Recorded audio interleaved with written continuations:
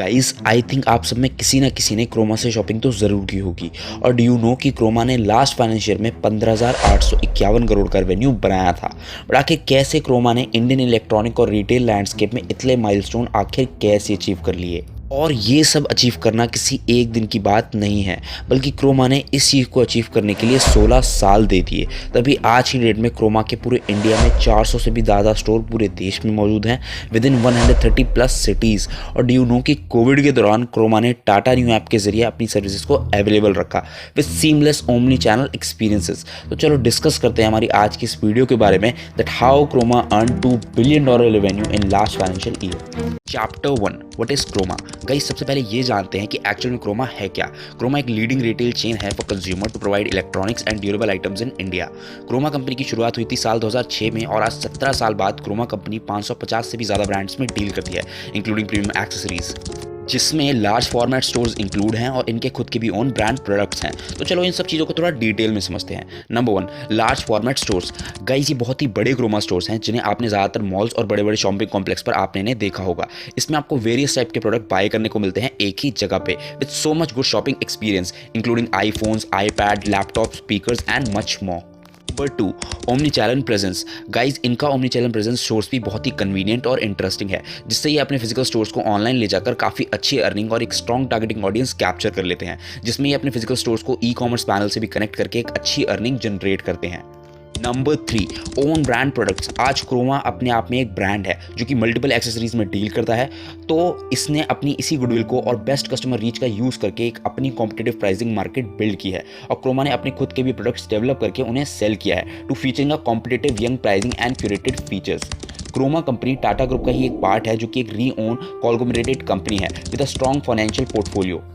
मतलब टाटा डिजिटल एक parent company है क्रोमा स्टोर की, जिसने क्रोमा को $5 बिलियन की रेवेन्यू की फंडिंग की थी, और इसी फंडिंग के दम पर कई इन्वेस्टर ने क्रोमा में फंडिंग करने के लिए इंटरेस्टेड हुए थे to make a high return for his investment decision.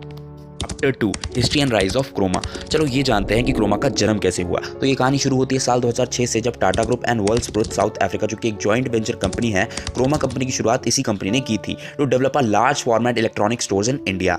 अब बात करते हैं साल 2008 की, जब क्रोमा कंपनी अपनी खुद की own label brand product introduce करती है, जो कि इसकी लाइफ में सबसे बड़ा चेंज लेकर आई, जिसमें उन्होंने खुद प्राइसिंग डिसाइड करके अपने ब्रांड को बिल्ड किया। नाउ टाइम में थोड़ा आगे चलते हैं और अब बात करते हैं साल 2012 की, जब वर्ल्ड्स ग्रोथ ने इंडियन रिटेल बिजनेस में अपना मार्केट एक्सपैंड करना शुरू कर दिया और उन्होंने अपने स्टोर्स की क्वांटिटी भी राइज कर दी।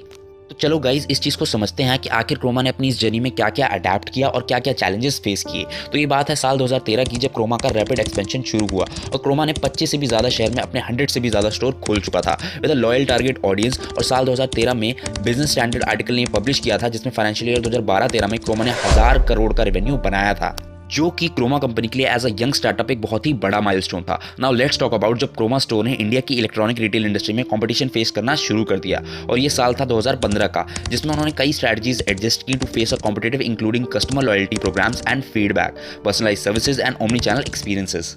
गाइज ये वो टाइम था जब क्रोमा ने हार नहीं मानी और अपनी ब्रांड वैल्यू को बनाए रखने के लिए कई एक्सपेरिमेंट और बेटर से बेटर कस्टमर सेटिस्फैक्शन नीड का यूज़ किया।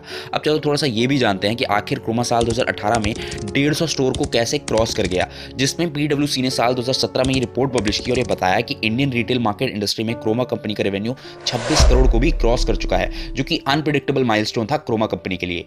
Chapter 3, marketing challenges to make his own brand.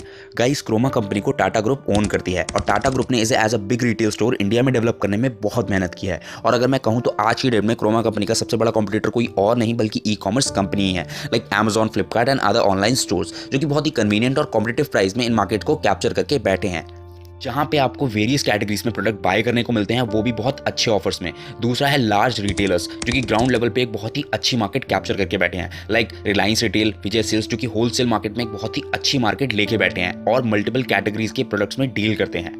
Number 2, branding, जिसमें सबसे पहली चीज़ है जेनरिक परसेप्शन। क्रोमा स्टोर की अपनी रेलेवेंट आइडेंटिटी है इलेक्ट्रॉनिक स्टोर कैटेगरी में to value proportional to compare other competitor. Second is limited awareness. Croma company का एक ड्रॉबैक ये भी है कि ये अभी तक लार्ज मेजर सिटीज़ तक ही पहुंच पाई है, जबकि रूरल एरिया, स्मॉल टाउन में इस ब्रांड की आइडेंटिटी को लोग इतना नहीं जानते हैं और ना ही इनके स्टोर्स वहाँ पे मौजूद हैं।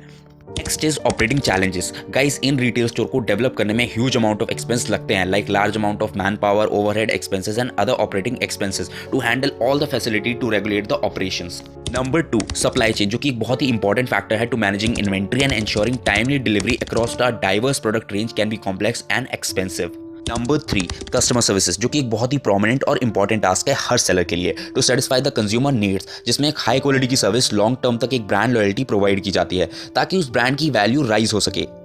ये सब कुछ अचीव करना क्रोमा के लिए इतना आसान नहीं था। द इकोनॉमिक टाइम्स ने अपनी वेबसाइट पे क्रोमा कंपनी के बारे में ये बताया है कि साल 2021-22 के रेवेन्यू में क्रोमा ने करीब $1 बिलियन की सेल्स की थी और टोटल रेवेन्यू लगभग 8,337 करोड़ तक बनाया था।